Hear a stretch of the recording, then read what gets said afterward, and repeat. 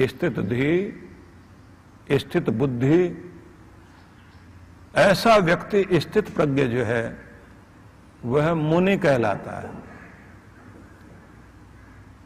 जो स्थिर बुद्धि नहीं है वो कैसा होता है? इससे आपको समझ में आ जाएगा कि स्थिर बुद्धि व्यक्ति कैसा है। जिस व्यक्ति की बुद्धि स्थिर नहीं तो बड़ा वाचाल व्यक्ति होगा, दंभी, अशांत, भय, क्रोध, राग से भरा हुआ, ऐसे मनोभाव वाले लोग आप समाज में देखते हैं। लेकिन ऐसा भी मनोभाव वाला कोई व्यक्ति, ना कोई राग, ना कोई डर। इसलिए बुद्ध जब किसी डराने वाली चीज की तरफ देखते हैं तो डर नहीं लगता। उंगली माल डाकू की तरफ चल पड़े और सब कह रहे हैं कि आप सोच लीजिए कि वो माला बनाने वाला है और बलि चढ़ाएगा, उंगलियां काटकर माला बनाता है और उसकी 5-10 उंगलियां ही रह गई हैं जिससे माला उसकी पूरी हो जाए। तो आज तो वो बिल्कुल तैयार बैठा है कि आए कोई, वो तो यजमान खोज रहा है। अब ऐसे में अगर कोई व्यक्ति पहुंच गया तो क्या होगा? अब बुद्ध ऐसी स्थिति में डर जाने चाहिए, लेकिन वो नहीं डरते, वहीं पहुंचते हैं जहां डर है। तो भय से रहित, क्रोध से रहित, और शब्द का प्रयोग हुआ कि दुनिया का आकर्षण जिसे प्रभावित ना करे। इसलिए बुद्ध ने महलों के आकर्षण को, विषय भोग के आकर्षण को त्याग कर और उस तरफ चल पड़े। श्री कृष्ण के स्वरूप को याद करिए कि अगर वो सोने की नगरी में रहते हैं, द्वारिका में, तो तप करने के लिए थोड़े दिन के लिए नहीं, 12 वर्ष के तप करने के लिए चल पड़े। बद्रिक, जो बद्रीनाथ वाला स्थान है, जिसे आप बद्रिका आश्रम कह लीजिए, उस स्थान पे जहां सरस्वती नदी का उद्गम है, अलकनंदा नदी बह रही है, जहां पर एक और बैठकर, एक दिशा में बैठकर के व्यास महाभारत को जिन्होंने लिखा, या कहना चाहिए जिन्होंने बोला और गणपति ने लिखा, और जहां से माना जाता है कि यहीं से मार्ग जाता है स्वर्ग की ओर, तो स्वर्गारोहण का एक मार्ग है वहां पर, बर्फ से होते हुए जाना।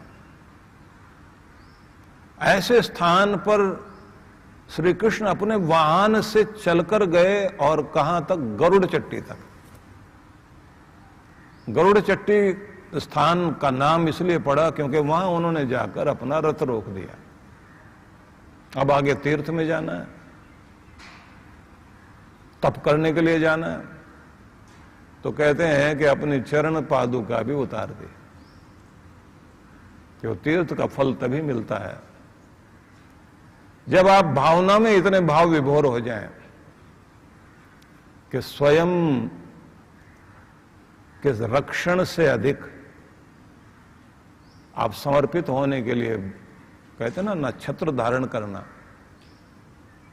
ना पादुका पहननी, ना वाहन का प्रयोग, ना किसी व्यक्ति का साथ। अगर आप ध्यान में जा रहे हैं, भगवान की तरफ जा रहे हैं, तो खुद को अकेला करना होता है, मैं और मेरा दोनों छोड़ करके जाना होता है। श्री कृष्ण वहां अपने रथ को रोककर, अपनी चरण पादुका भी वहां छोड़कर, तो उसका नाम ही बन गया गरुड़ चट्टी। आप जगह जगह हिमालय की तरफ जाएंगे तो वहां पर अनेक नाम, चट्टी चट्टी ऐसा नाम मिलेगा। वो पगडंडी है जिससे चल करके गए, और 12 वर्षों तक उन्होंने जाकर तप किया एक ही स्थान पर बैठकर। और उस तप में क्या है? अपने अंदर के, आप शिव जी का स्वरूप देखते हैं ना, वो आंखें बंद करके बैठे हुए होते हैं, तो उसका मतलब क्या है? किसी का ध्यान कर रहे हैं, ध्यान करते समय किसी का रूप नहीं आता, ये ध्यान रख लेना। नहीं वो उसको देख रहे हैं, वो उसको देख रहे हैं, बिल्कुल ऐसा नहीं होता। ध्यान में अगर कुछ देख रहे हैं आप, कोई रूप आ रहा है, कोई शब्द ध्यान में आ रहा है, तो फिर ध्यान है ही नहीं, फिर संसार में हो आप। जब आप ध्यान में पहुंच जाते हैं फिर तो सारे रूप भी, रंग भी, स्पर्श भी, जो इंद्रियों की और मन की अनुभूतियां होती हैं वो तो खत्म हो गई। अपने आनंद में व्यक्ति समाहित हो जाता है। और अधिकांश योगी लोग आंखें बंद करके शांत होकर इसलिए बैठे होते हैं, अपनी ऊर्जा को बर्बाद नहीं होने देते, अपने अंदर की शांति में स्थित होते हैं और अपने अंदर में संतुष्ट होते हैं, अंदर में तृप्त लोग होते हैं।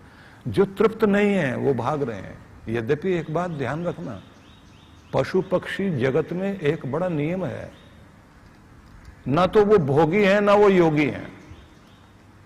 जब उनको भोजन की आवश्यकता है तो भोजन के लिए दौड़ेंगे। गाय भैंस को आप देख लीजिए, बकरी ऊंट को देख लीजिए, घोड़े गधे को देख लीजिए, दौड़ेंगे, खाकर आ गए, पेड़ के नीचे आराम से बैठ के जाकर शांत हो गए।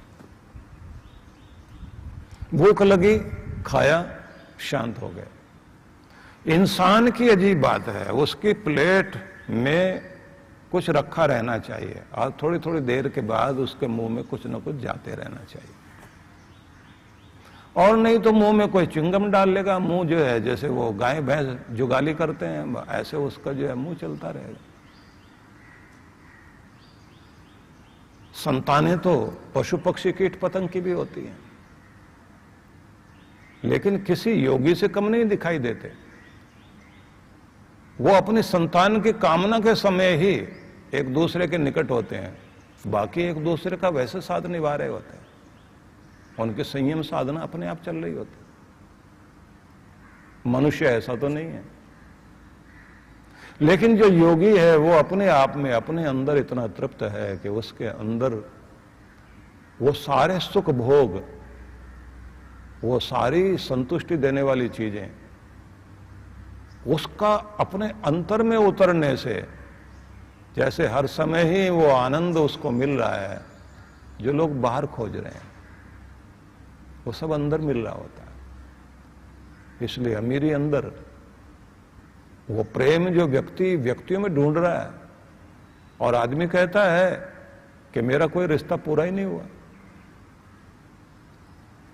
शुरू में लगता है कि किसी रिश्ते के साथ जुड़ते ही आपको लगता है कि हाँ पूर्णता मिल गई। लोग कहते हैं बस शादी क्या हुई, हम तो पूर्ण हो गए, और थोड़े दिनों के बाद में उनकी पूर्णता न जाने कहां चली जाती है।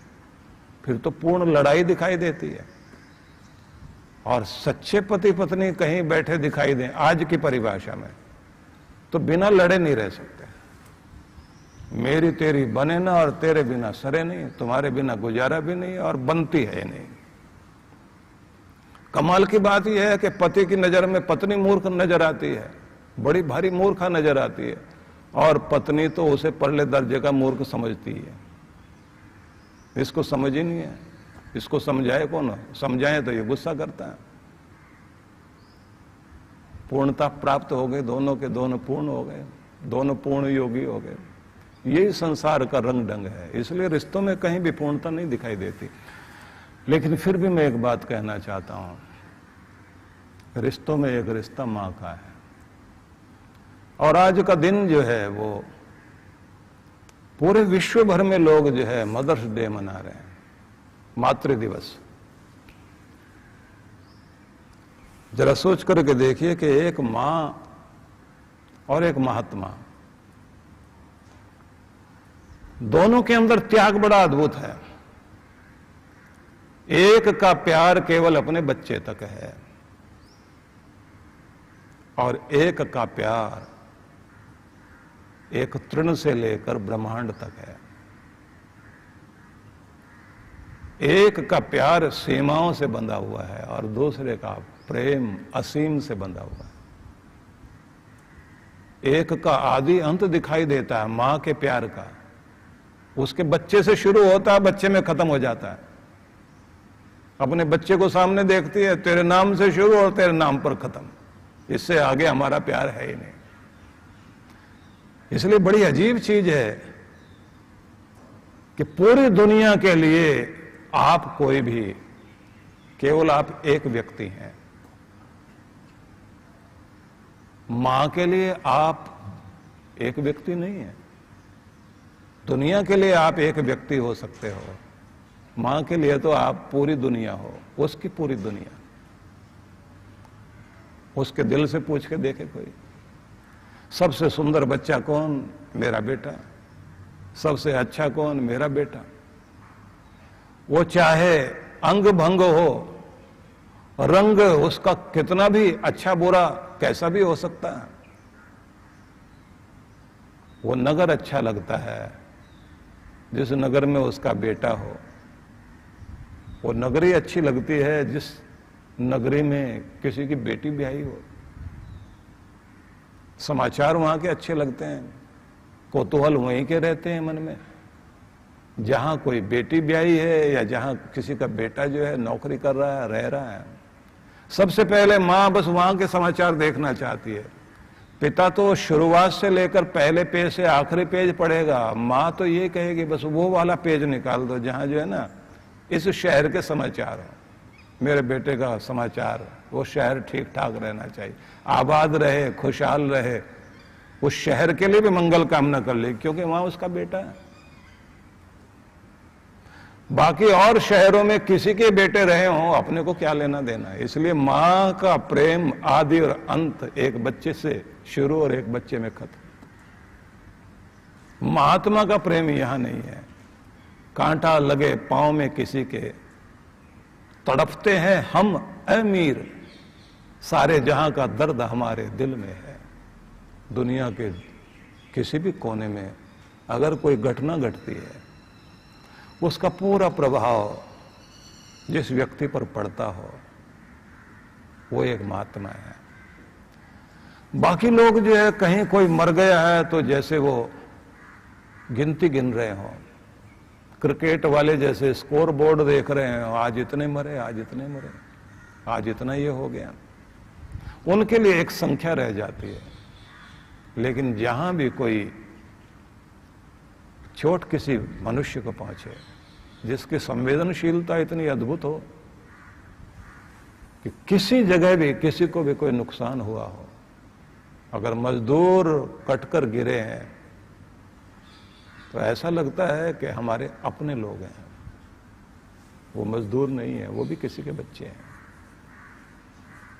क्या भागे रहे होंगे, घर की तरफ चले थे और इस दुनिया में उनको अपने घर तक नहीं पहुंच पाए, वहीं से यात्रा उनकी खत्म हो गई। तो दर्द तो होगा आपको। इसलिए दोनों, मां भी और महात्मा भी, प्यार बड़ा अद्भुत है दोनों का।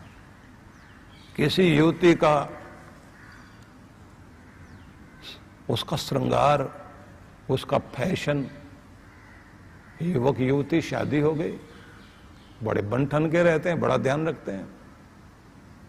लेकिन जिस दिन संतान हो गई, संतान होते ही जन्म केवल संतान का हुआ, बेटे का जन्म हुआ, ऐसा ही नहीं, मां का भी जन्म उसी के साथ होता। मां और बेटा दोनों एक ही साथ पैदा होते हैं।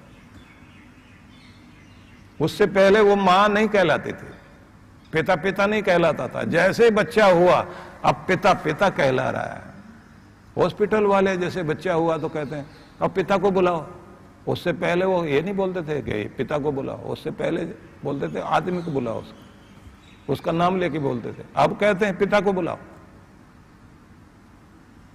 और इधर जो है बच्चे को साफ सुथरा करके लाए तो कहते हैं इसी मां का बच्चा है ना, इसकी गोद में दे दो इसको। दोनों का जन्म एक साथ हो गया, बेटे का भी मां का भी, और कहना चाहिए उसी समय पिता का भी जन्म हो गया। उससे पहले पिता पिता नहीं था। लेकिन बात इतनी नहीं, ये तो बाहरी रूप है। अगर आंतरिक रूप देखें तो किसी महिला में जो चेंज आता है, जो परिवर्तन आता है, बड़ा अद्भुत परिवर्तन आता है।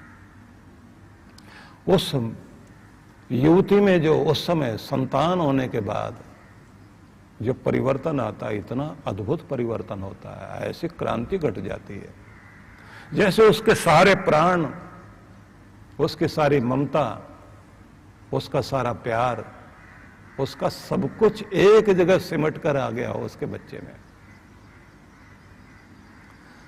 और अब अपने बच्चे को आप सोचिए कि जो साफ सफाई का इतना ध्यान रखती थी, और कहीं भी कूड़ा करकट देख लिया या कहीं कोई स्मेल आ रही है तो ऐसा मुंह पर कपड़ा रखकर चलती थी, अब अपने बच्चे की सफाई करती है, उसको गिन नहीं आती।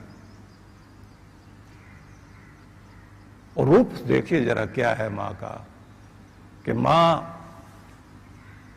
अपने आंचल से अपने बच्चे का मुंह पहुंच रही है, तौलिया लाने में देर लग रही है, उसका नाक उसका मुंह अपने आंचल को उठाया, उसी से पहुंच दिया। अद्भुत है वो। और डॉक्टर भी वही है, नर्स भी वही है, उसको थर्मामीटर लेने की जरूरत नहीं, हाथ पकड़ के कहती है गर्म लग रहा है, बीमार है ये। और आया भी वही है, नर्स भी वही है, डॉक्टर भी वही है। पिता तो रात्रि में बच्चा रोएगा दर्द के मारे तो वो तो फिर भी ये कहेगा सारा दिन हम काम करते हैं, रात को तो चैन से सोने दो। अम्मा अपने बच्चे को लेकर कोने में चली जाएगी जहां से आवाज पति को ना आए, अपनी नींदें कुर्बान कर रही है। किसी संतान का जन्म होने का मतलब यह है कि उससे पहले आप सोचिए तो सही कि वो युवती जिसको अपनी नींद भी प्यारी थी, उसके सोते समय में मां आकर छेड़ दे तो बहुत गुस्से में आती थी, अब उसने नींद भी कुर्बान कर दी, अपना सुख चैन भी छोड़ दिया। और अब वो लोरी गाती है, अपने कंधे से चिपका के रखती है। सोचिए कि अगर दर्द बच्चे को हो रहा है, रोग हो रहा है, शक्ति मां भी है। और क्या मांगती है उस समय, जिसने कभी प्रार्थना करने में भी कभी कभी दूसरों के साथ साथ मंदिर चली गई हो, अब तो हर समय हाथ जोड़ती है, भगवान मुझे नहीं, मेरे लिए कुछ नहीं चाहिए, मेरे बच्चे के लिए चाहिए, इसे ठीक कर देना, मुझे तकलीफ दे देना, तो इस मासूम को कोई तकलीफ मत दो, ये तो दूध मुआ है। क्या क्या प्रार्थना करती है। और धीरे धीरे डॉक्टर बनती जाती है, अपना फैशन कुर्बान कर दिया उसने, अपनी सजावट पर ध्यान नहीं है, अब तो अपने बच्चे को सजा के खुश होती है। उससे पहले उसका अपना स्टाइल चलता था, शादी से पहले भी, शादी के बाद भी। अब बच्चा हुआ तो उसके बाद सारे स्टाइल बच्चे के ही पसंद आते हैं। मेरा बच्चा ऐसे देखता है, मेरा बेटा ऐसे बोलता है, मेरा बेटा ऐसे चलता है, ये देखो ये कैसे बात कर रहा है, रोज नए नए फोटो। उससे पहले वो सेल्फी ले तो अपनी, अब केवल ध्यान अपने बच्चे का है, उसके रोज नए नए फोटो, नए नए वीडियो रिकॉर्ड किए जा रहे हैं। दादा दादी को, नाना नानी को भेजे जा रहे हैं फोटो, देखना जरा आज इसने क्या हरकत की है, आज ये कैसे चला है। और उनको भी देखो ना, कितना भी बड़ा ऑफिसर था, घोड़ा बना, दरवाजा बंद किया हुआ, दादा दादी को देखा है। और दादाजी जो है वैसे तो कमरे में दर्द होता है, लेकिन कमरा बंद किया हुआ उन्होंने, और बच्चे के साथ में बच्चा बन के बैठे हैं, उसके साथ में कहते हैं आ तू मेरी पीठ पे बैठ, मैं घोड़ा बनूं। और खिड़की से माँ बाप बच्चे के झांक रहे हैं, देखो दादा आज घोड़ा बना हुआ। उसे अपना बच्चा याद आने लग जाता है। अपने बच्चे को तो इतना प्यार किया नहीं होता जितना उसे जो है अपने पोते पोतियों के प्रति प्यार आता है। सोचिए कि अपने कंधे पर बैठाकर